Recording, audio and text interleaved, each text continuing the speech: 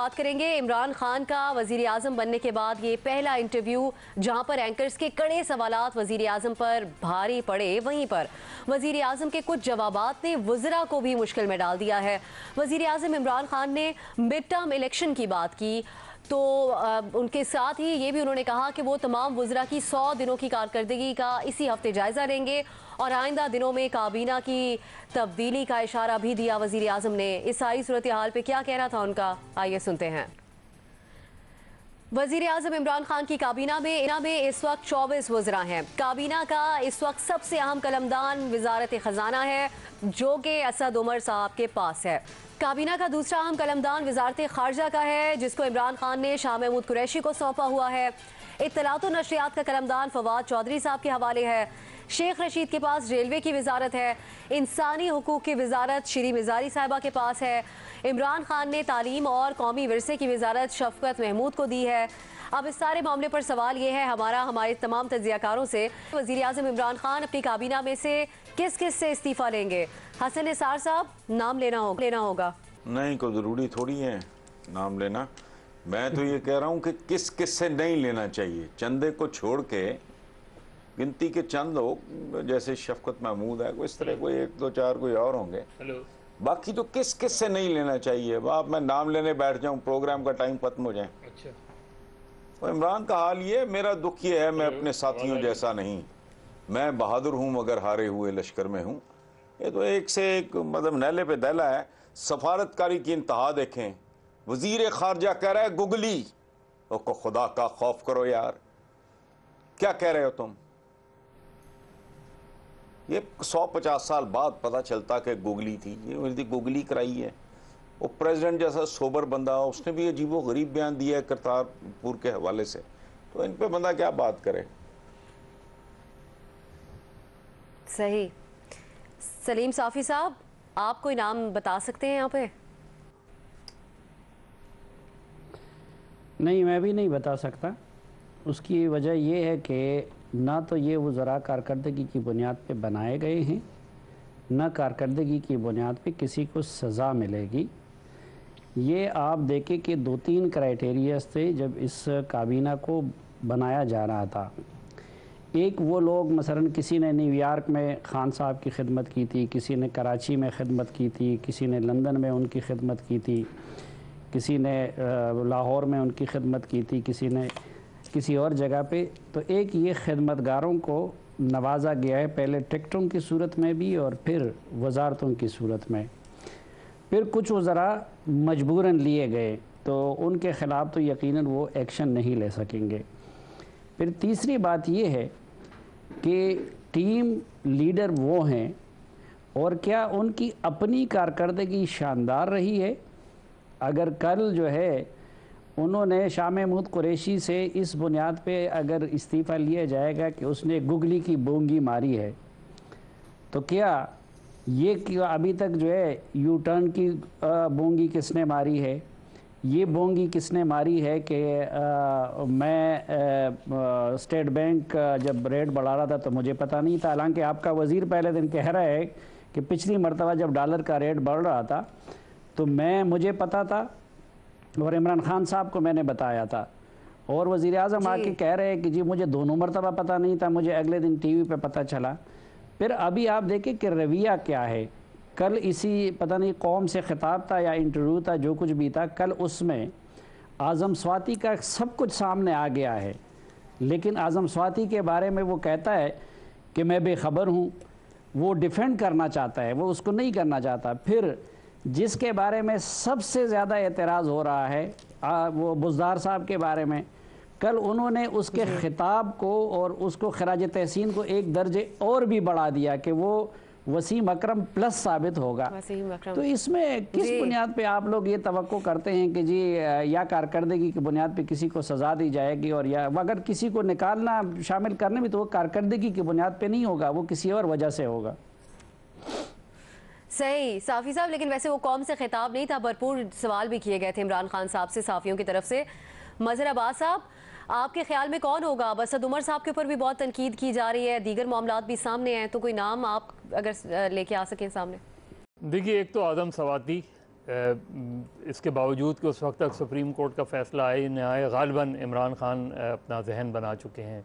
बाकी रद्द-बदल हो सकता है कि वज़ारतों में रद्द-बदल हो सकता है, लेकिन ये जो टीम है, जो इनकी हाई प्रोफाइल टीम है, इनमें से किसी को ड्रॉप करने का मतलब पीटीआई के अंदर एक क्राइसिस खड़ा करना है। तो मेरा नहीं ख्याल कि इमरान खान साहब अपने हाई प्रोफाइल मिनिस्टर्स में से किसी को हटाएंगे, जिनके हम नाम इस वक्त डिस्कस कर रहे हैं। बहुत से लो प्रोफाइल हैं, हो सकता है उनमें से कोई चला जाए, लेकिन हाई प्रोफाइल मिनिस्टर्स में अगर कोई जा सकता है तो आज़म स्वाति जा सकते हैं। इरशाद भट्टी साहब, डाला जाएगा आज़म स्वाति साहब के अलावा?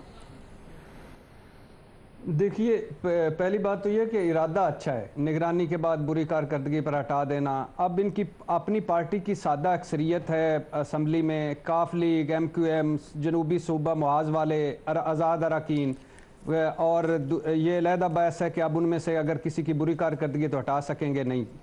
दूसरी बात यह कि 18वीं तरमीम के बाद सूबे खुद मुख्तार हैं, ज़्यादातर वजारतें सूबों के पास हैं। इस्लामाबाद 24 किलोमीटर का रह गया है, और लॉ एंड आर्डर, एजुकेशन, सेहत, बहबूद आबादी, ज़राअत, बल्दियात सब सूबों के पास है। इनके पास क्या है? रेलवे है, खारजा है, ख़जाना है, कामर्स है, दिफा है, पेट्रोलियम है, चंद वजह। अब इनमें से वो कितनों की कारकर्दगी से मुतमिन है, कितनों से नामुतमिन है, ये उनका काम है। लेकिन मैं समझता हूँ कि अगर मुआशी हालत को देखा जाए, डॉलर बहरान को देखा जाए, और वज़ीर आज़म साहब की बात पर एतबार कर लिया जाए कि ये स्टेट बैंक ने किया है, हालांकि दोनों मरतबा डॉलर बढ़ने का वो कहते हैं कि मुझे पता नहीं है, हालांकि असद उमर साहब जैसे कह चुके हैं कि पिछली मरतबा स्टेट बैंक के गवर्नर ने बताया था, और फिर आखिरी जुमेरात जो गुजर गई है माली मॉनिटरी इजलास भी हुआ था, जिसमें असद उमर, रज़ाक दाऊद और खुसरू बख्तियार शामिल हुए थे। तो इसमें तारिक बाजवा ने उन्हें बताया, नहीं बताया, तो ये भी एक अजीब सी बात है। मेरा ख्याल है कि अगर आज़म स्वाति के बाद तारिक बाजवा को साथ फारग करना चाहिए ज़रूर, क्योंकि ये वही साहिब हैं जिन्होंने इसहाक डार साहब के कान में कहा था कि 200 अरब डॉलर पड़े हुए हैं स्विस बैंकों में। नवाज कैबिनेट ने इस पर मंजूरी दी, 3 रुकनी वफ्द बना, और वो वफ्द स्विट्ज़रलैंड गया, वहाँ मुज़ाकरात हुए, वो मान गए मालूमात देने पर, वापस आया तो उस वफ्द को इन्होंने खुड्डे लाइन लगा दिया। ये उस वक्त FBR के चेयरमैन थे, खुड्डे लाइन लगा दिया, सजाएं दे दी। और फिर उसके बाद जब इनसे पूछा गया कि आप क्यों नहीं गए, कहते थे मैं इमरान खान के धरने की वजह से FBR से नहीं निकल सका, तो इसलिए मैं नहीं जा सका। तो अब इन्होंने किया क्या? अच्छा। कि उस वक्त किया इसहाक डार साहब खुश, और जो माफिया पैसे जिनके अगर किसी के पड़े हुए थे तो उनको भी टाइम मिल गया, वो भी खुश। अब असद उमर साहब को इन्होंने आके कहा है कि मुझसे गलती हुई थी, मैं वो 200 अरब डॉलर नहीं पड़े हुए, तो अब असद उमर साहब भी खुश। तो मेरा ख्याल है कि ये जो कल के चेयरमैन FBR, आज के स्टेट बैंक के गवर्नर, ये अगर इस तरह डॉलर बढ़ाते हैं, वजीर आजम को नहीं पता, वजीर खजाना को नहीं पता, और अजीबोगरीब मुल्क का कचुम्बर निकाल देते हैं, तो मेरा ख्याल है कि अगर आज़म स्वाति साहब के बाद कोई दूसरा है वजीर, अभी उनकी इमरान खान की सवाबदीद पर है, लेकिन ये इनको गवर्नर स्टेट बैंक को तो फारग करें ना, ये तो मेहरबानी करें, इतना तो कर दें कि जिन्होंने आपको नहीं बताया, आपके वजीर खजाना को नहीं बताया, और सारा कुछ कर गए। और कल कहते थे 200 अरब डॉलर पड़े हुए हैं, आज कहते हैं 200 अरब डॉलर नहीं पड़े हुए। कल कहते थे इमरान खान का धरना बुरा है, मैं उसमें निकल नहीं सका, आज इमरान खान की हरावल दस्ते में ओपनिंग कर रहे हैं। तो ये मेरा अब बाकी इमरान खान पे डिपेंड करता है। ठीक है, आगे नियाजी साहब आपकी तरफ आएंगे। न्याजी साहब कुछ समझे, ये वजीर से ज्यादा पावरफुल है, मुझे लगता है न्याजी साहब को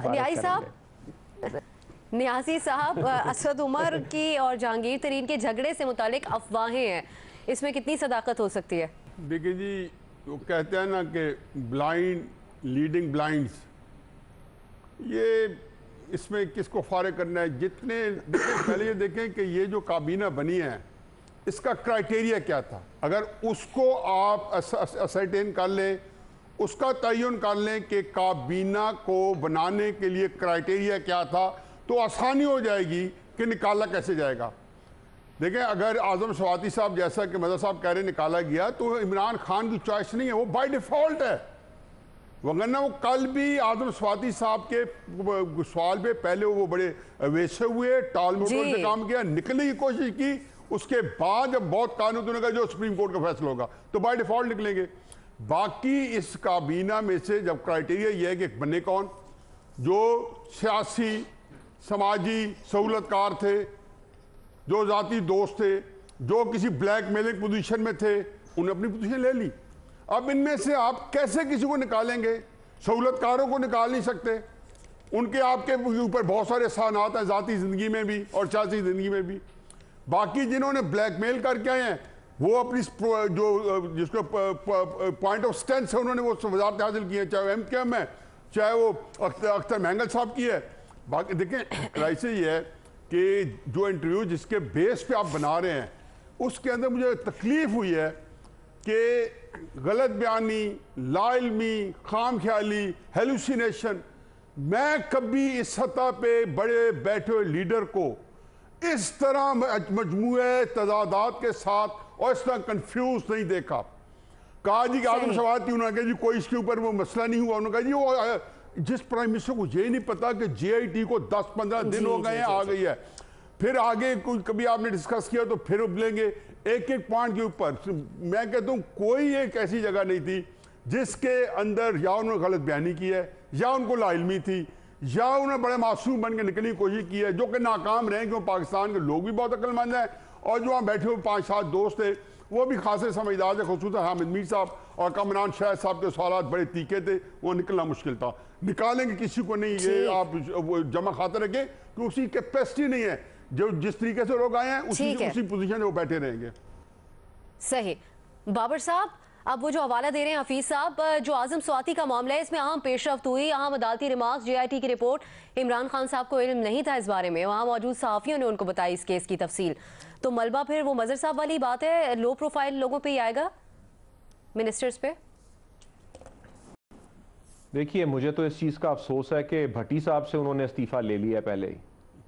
इसके ऊपर कम से कम रिपोर्ट कार्ड की टीम को ज़रूर करना चाहिए, प्रोटेस्ट करना चाहिए, हमें भी धरना शरना करना चाहिए। ताज़ियत कल इतना बड़ा इवेंट हुआ उसमें यानी हमें सबको उम्मीद थी कि भट्टी साहब को बुलाया जाएगा, लेकिन ये नहीं ये पिछली मरतबा बाबर साहब को, सॉरी मैं काट रहा हूँ, मैं हफीजुल्लाह न्याई साहब से नीचे मिल रहा था और किसी ने देख लिया, बस यही मेरी गलती हुई, गुस्ताखी हुई, मैंने बड़ी माफी मांगी। यकजहती भट्टी साहब के साथ और एहतजाज रिकॉर्ड किया जाए और जिस तरह का ये इस्तीफा लिया गया है, मेरा ख्याल है बाकी इसी तरह के लिए जाएंगे। कसूर मेरे ही है भट्टी साहब, उधर से जो बेहतराई बढ़ती जाएगी। वैसे वो पंजाब बैंक का भट्टी साहब, हमें भी लेट हो गए। पंजाब बैंक में के जिनके में इल्जामात हैं वो कोलिशन पार्टनर है पंजाब बैंक के साथ। हाँ, नहीं मैं वही कह रहा हूँ, वही कोलिशन पार्टनर है, वही कह रहा हूँ। ठीक चले बाबर साहब। एक उमेश खान हुआ करता था, पता नहीं कहाँ चला गया। जी हाँ, अब तो देखिए मुझे तो नहीं पता कि किसे निकालेंगे, लेकिन मेरा जवाब तकरीबन वही है, बल्कि एग्जैक्टली वही है जो हसन साहब ने बात की। लेकिन दो बातें मैं और कहना चाहूँगा। एक तो ये कि a bad workman quarrels with his tools। अभी पहले हम सबको इमरान खान साहब ने ये बताया कि आप इंतज़ार कीजिए, आप देखें हमारी परफॉर्मेंस, 100 दिन देखें, 6 महीने देखें, लेकिन अगर फिर परफॉर्मेंस नहीं होती तो अल्टीमेटली तो कैप्टन ऑफ द टीम से सवाल पूछा जाएगा ना, क्योंकि कोई भी चीज़ ठीक तरीके से चलती आज तो नज़र नहीं आ रही।